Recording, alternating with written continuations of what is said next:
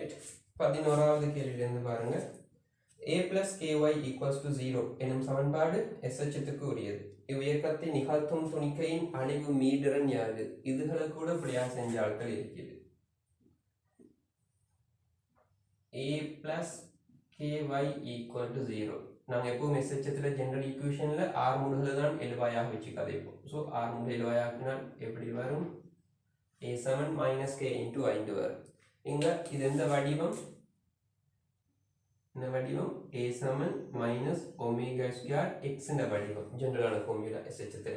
அப்ப இதுல மைனஸ்க்கு minus xy எல்லாம் ஈக்குவலாக போக ஒமேகா ஸ்கொயர்டு வர்றது k ஆக இருக்கும். அப்ப ஒமேகாங்கிறது யாரு?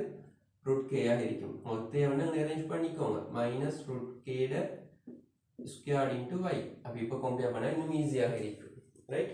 அப்ப டைரக்டா நீங்க சொல்லிடணும் ஒமேகாங்கிறது k ஆக இருக்கும். இப்போ அழிவு காலம் கேட்குறான். ஒமேகாங்கிறது 2π/t ன்னு தெரியும். இது root of k. So t என்னவாக இருக்கும்?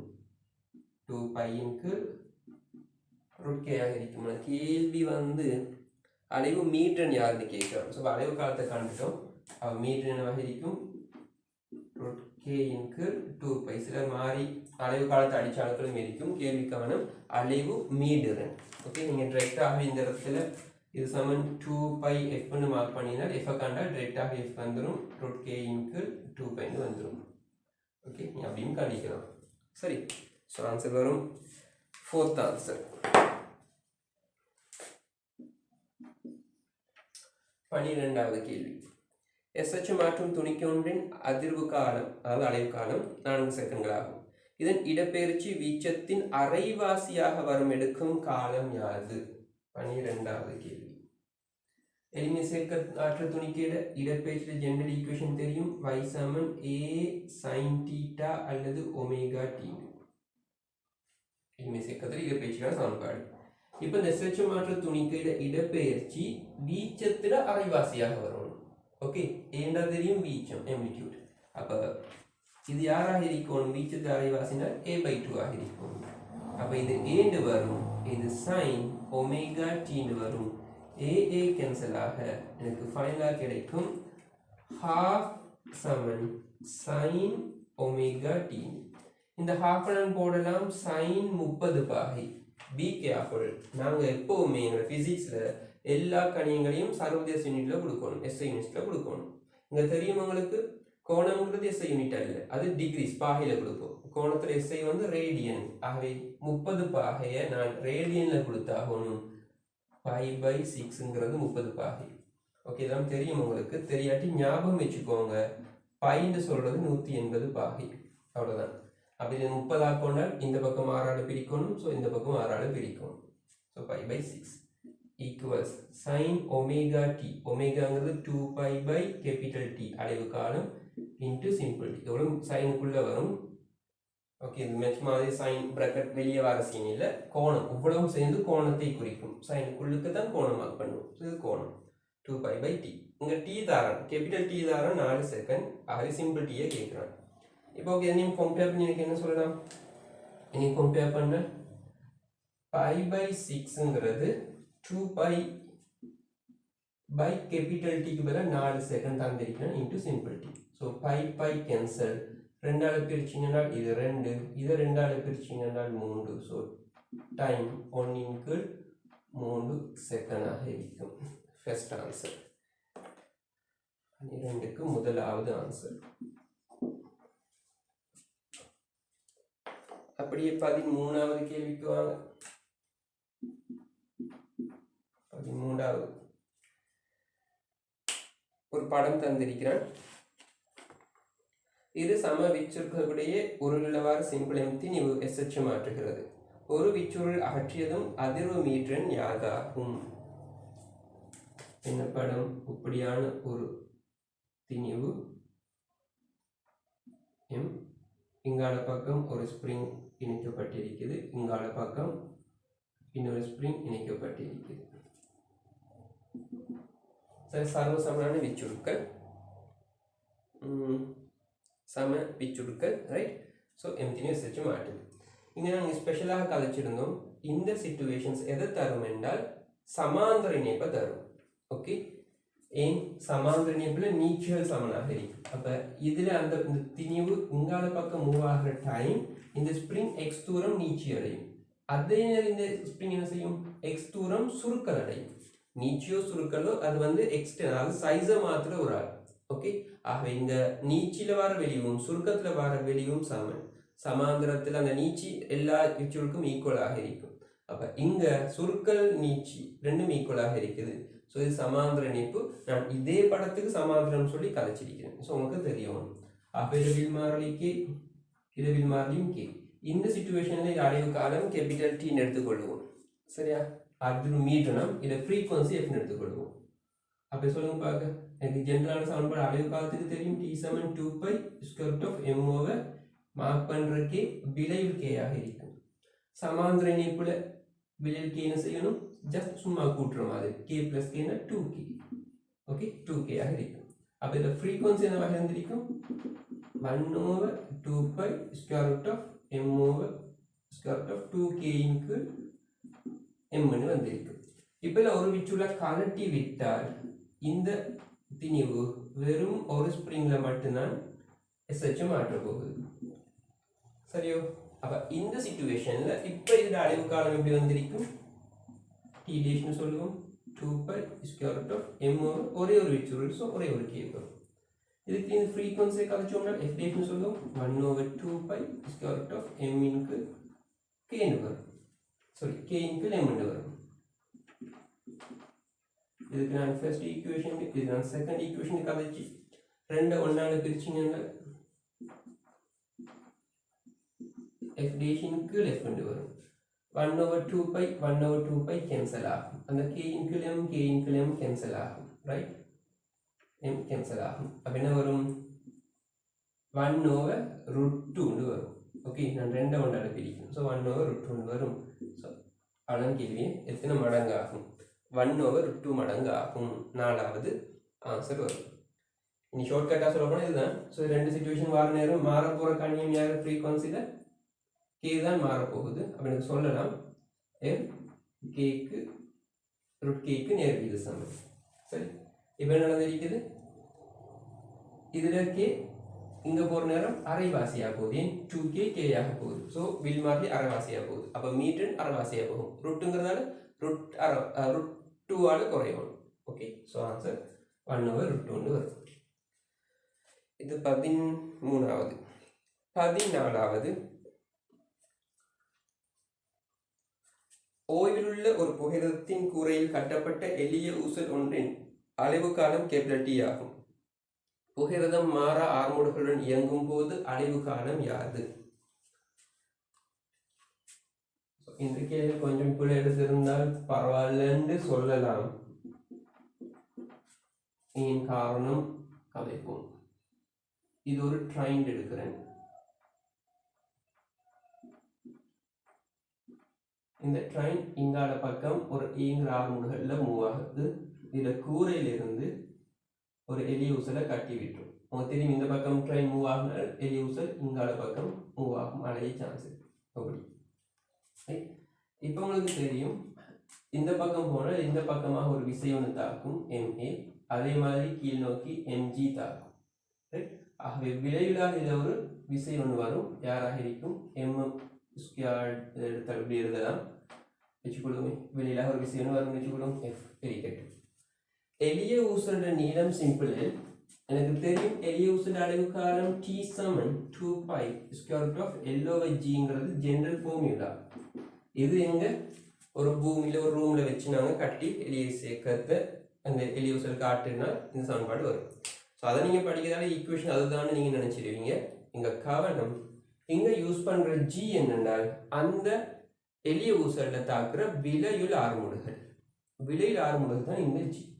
அப்போ ரூம்ல ஒரு பொருளை வச்சு நான் SH மாற்றி விட்டால் அதை தாக்குற விலை வந்து G ஆக மட்டும் தான் நீக்கும். அப்போ மூவ் ஆகக்கூடிய ஒரு சிஸ்டத்துல செஞ்சால் G மாறுமே. அப்போ இந்த G மாறணும்.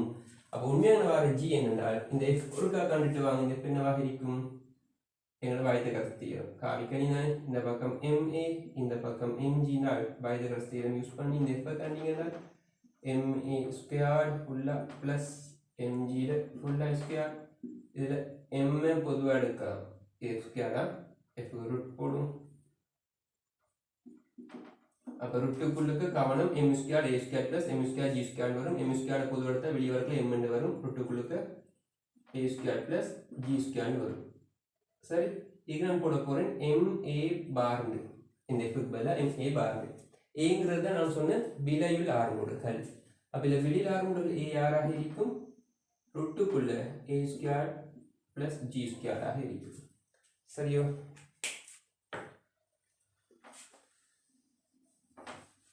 a square plus g square ஆக இருக்கும். அப்ப இப்ப எனக்கு தெரியும், இப்ப சிச்சுவேஷன்ல எலியூஸ் அடைவு காலம் t dash 2 pi square root of m l over g க்கு பதிலா போடணும். இந்த a பார போடணும். a பாருங்கிறீங்க ரூட்டுக்குள்ளுக்கு a square plus g square. அதை போட்டு இங்க அடுக்குல ஹாஃப்னு போடலாம். அடுக்குல ஹாஃப்னு போடலாம். இப்போ உங்களுக்கு தெரியும் இந்த சிச்சுவேஷன் இப்ப அடைவு காலம் என்னவா இருந்திருக்கும்? ட்ரெயின் நின்று இருந்தால் அல்லது மாறா வேகத்துல போயிருந்தால் இந்த ஈக்குவேஷன் வந்திருக்கும். இப்ப கீழே உள்ள பார்ட் ஜியை விட கூட தான் வரப்போகுது. இந்த a ஸ்கொயர் ஒன்று இல்லாம g வந்திருக்கு. அப்ப a ஸ்கொயர் நிற்க நேரம் ஜியோட ஒரு வேல்யூ கூட போகுது. அப்ப கீழே ஒரு வேல்யூ கூடுனால் t ஸ்கொயர் என்ன செய்யும்? இங்க கூடுனால் t டேஷ் குறையும். ஆகவே அடைவு காலம் குறையும். ஓகே, காரணம் a square plus g square half கூடும். ஆகவே t டேஷ் குறையும். அவை குறையுங்கிறது ஆன்சர், செகண்ட் ஆன்சர். இந்த கேள்வி கொஞ்சம் காணாம இருந்துக்கோங்க. ஓகே, 15வது சின்ன கேள்வி. மொத்த சக்தி பின்வருவனவற்றில் எதன் வர்க்கத்துக்கு நேர்வீத சமனாக கேட்கிறான். எனக்கு தெரியும் இயக்க சக்தி உயர்வாக இருக்கிற டைம் மொத்த சக்தியாக இருக்கும். காரணம் அழுத்த சக்தி 0 ஆக இருக்கும். முதலாவது கேள்வி கதைச்சோம், அழுத்த சக்தி 0 ஆக இருக்கும். அப்ப இயக்க சக்தி மேக்ஸிமம் ஆக இருக்கும். அதுதான் மொத்த சக்தியாக இருக்கும். அப்ப இயக்க சக்தி ஜெனரல் சமன்பாடு half m. இது மேக்ஸிமம் ஆக இருக்கும், வேகம் மேக்ஸிமம் ஆக இருக்கும். SH மாற்று துணிக்கையிட உயர் வேகத்துக்கு சமன்பாடு தெரியும், a ஒமேகா அது ஸ்கொயர் வரணும். So a omega square half m omega square into a square நான் டோட்டல் எனர்ஜின்னு சொல்லலாம். எப்படியுமே இந்த பார்ட் மாறாது. half m ஒமேகா ஸ்கொயர் மாறாது. ஆகவே SH மாற்றும் துணிக்கிற மொத்த சக்தி வீச்சத்தின் வர்க்கத்துக்கு நேர்வீத சமனாக இருக்கும். இது இங்க மட்டுமே இல்லை, இந்த சவுண்ட் ஃபுல்லா ஞாபகம் வச்சுக்கோங்க. ஒரு அடையக்கூடிய தொகுதியோட மொத்த சக்தி வீச்சத்துல தங்கியிருக்கும். உண்மையா சொல்ல போனால் வீச்சத்துல வர்க்கத்துல தங்கியிருக்கும். வீச்சத்துல வர்க்கத்துக்கு நேர்வீத சமனாக இருக்கும். சரி, ஆன்சர் தேர்ட் ஆன்சர் மாத்தி கொள்ளாதீங்க. 16வது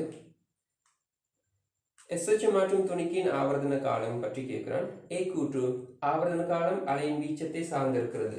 தெளிவா படிச்சிருக்கிறோம்.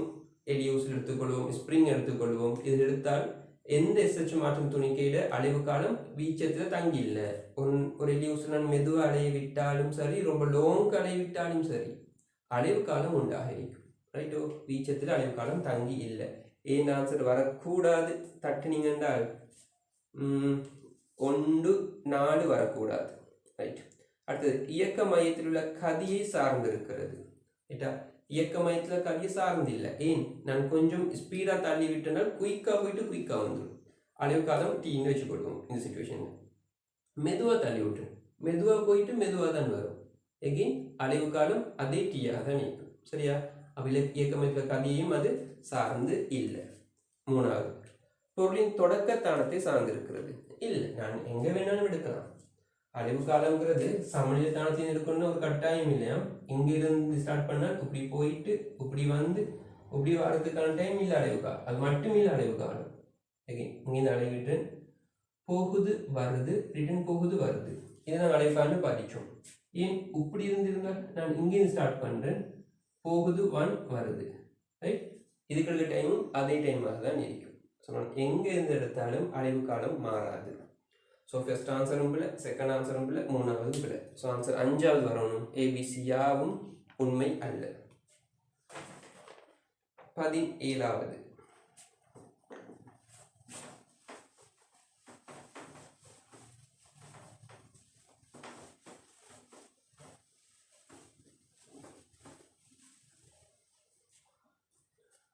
திணிவு எம்ஐயுடைய ஒரு துணிக்கை ஒரு SH மாற்றுகிறது. துணிக்கையின் உயர்ந்தபட்ச வேகமும் R முடுகலும் முறையே V, A எனில் துணிக்கையின் கோண வேகம் யாது? ரைட். ஸோ எனக்கு தெரியும் உயர் வேகம் Vmax, இங்கே அவன் வீணு தரான். ஜெனரல் ஃபார்முலா உயர் வேகத்துக்கு A ஒமேகா. சரி, அதே மாதிரி உயர் R முடுகல் Amaxக்கு அவன் ஏன்னு தரான். அது யாராக இருக்கும்? A omega square. இப்போ அவன் கேட்கறது கோண வேகம் கேட்கிறான். இதை ஃபர்ஸ்ட் ஈக்குவேஷன் சொல்லுவோம், இதை செகண்ட் சொல்லுவோம். ரெண்டை ஒன்றால பிரிச்சு விடுங்கள், என்ன வரும்? ஏயின் கீழ் வீண்டு வரும். ஏ கேன்சல் ஆகும். A ஒமேகா ஸ்கொயரின் கீழ் A ஒமேகா கேன்சல் ஆகும். ஒமேகாண்டு வரும். ஆகவே ஒமேகா சமன் யாராக இருக்கும்? A by B ஆக இருக்கும். நாலாவது ஆன்சர். Fourth answer. அவ்வளோதான். இந்த கேள்வியும் பிள்ளை எடுத்த ஆட்கள் உண்டு, நிறைய பேர் பிள்ளை எடுத்தீங்க. 18வது. ஊரிலுள்ளவாறு இலையொன்றில் இணைக்கப்பட்ட பெரிய பொற்கோளம் ஒன்றினுள் முற்றாக நீர் நிரப்பப்பட்டுள்ளது. அதன் அடியில் உள்ள துவாரத்தின் மூலம் நீர் வெளியேறுகிறது எனின் அதன் அடைவு காலம் யாது? என்னோட எளிமை சேர்க்கத்தில் எளிய ஊசண்ட வீடியோ இருக்க போய் பாருங்க. அது ஒரு விஷயம் கலைச்சிருக்கிறேன். எளிய ஊசல நீளம் என்று சொல்றது அது கட்டப்பட்ட இலையிட நீளமோ கோல்ட நீளமோ அல்ல. கட்டப்பட்ட முனையிலையும் அந்த தொகுதியில ஈர்வை மையத்திலையும் இடப்பட்ட தூரம், ஈர்வை மையத்தின் இடப்பட்ட தூரம் தான் உண்மையாக எளிய ஊசல நீளமாக இருக்கும். அப்ப T சமன் 2π square root of L over Gல ரியல் Lங்கிறது இலையிட நீளமா இல்ல, ஃபிக்ஸ் பாயிண்ட்டுக்கும் ஈர்வை மையத்துக்குமான கேட்கு. இப்போ இதில் கோலம் கீழே சின்ன ஹோல் இருக்குதான். ஸ்டார்ட்டுக்கு நல்லா விளங்கணும், இது ஃபுல்லாக நீரால் நிரப்பப்பட்டிருக்கு. அப்போ ஃபுல்லாக நிரப்பினால் நல்லா விளங்கணும், சென்டரில் தான் ஈர்வை மையம் இருக்கும். கிராவிட்டி பாயிண்ட் சென்டரில் தான் இருக்கும். அப்போ ஆரம்பத்தில் நான் யூஸ் பண்ண ஈக்குவேஷன் இதுவாக வரும். கீழுள்ள ஹோலால் இது லிக்விட் லீக்காக, தண்ணி லீக்காக இந்த லெவல் குறைஞ்சிக்கிட்டே வரும். லெவல் குறைஞ்சிட்டு வந்தால் ஈர்வை மையம் கீழ் நோக்கி கொஞ்சம் ஷிஃப்ட் ஆகும், மூவ் ஆகும். அப்போ எல் கூடிக்கிட்டு வரும். அப்போ எல் கூடுதாக இருந்தால் டீம் என்ன செய்யும்? கூடும். அப்படியே முழு தண்ணியும் ஃபுல்லாக வெளியானதோட திரும்ப நடந்துடும், இது புயிர் மையம் எகெயின் சென்டருக்கு வந்துடும். ஏன்னா உள்ளுக்கு ஒன்றும் இல்லை, கோலத்தில் ஈர்வை மையம் எப்போவுமே சென்டரில் தான் இருக்கும். ஸோ என்ன செய்யும்? எகெயின் திரும்ப சென்டருக்கு வந்துடும். அப்போ எல் என்ன செய்யும்? திரும்ப குறைஞ்சிடும்.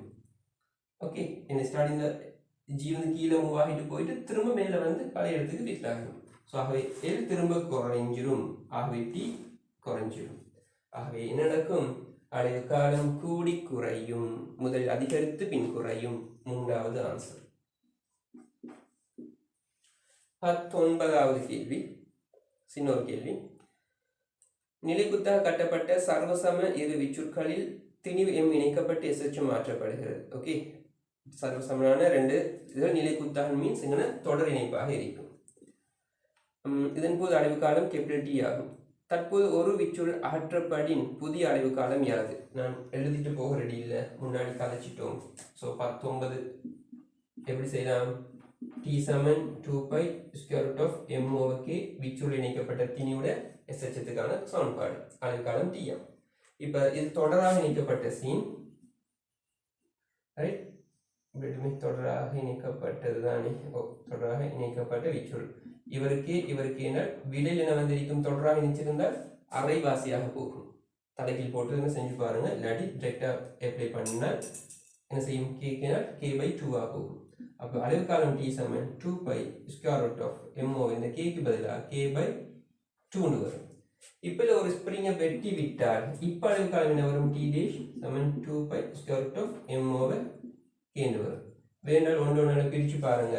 அப்படி இல்லையா? பிரித்து பார்த்துரும். இந்த பாட்டு எனக்கு எழுதலாம் 2π square root of 2M K எழுதலாம். இந்த 2 மேலே வந்துடும். ரெண்டு ஒன்று பிரிச்சிங்கன்னா T' T 2π கேன்சல் ஆகும். ரூட்டுக்குள்ளுக்கு வரும் M K, அங்கே வரும் √2M K வரும். ஸோ M K கேன்சல் ஆக 1/√2 வரும். ஆன்சர் T' டீனுக்கு √2 வரும். ஆன்சர் மூணாவது ஆன்சர் வரும். ஓகே, என் லாஸ்ட் 20வது கேள்வி.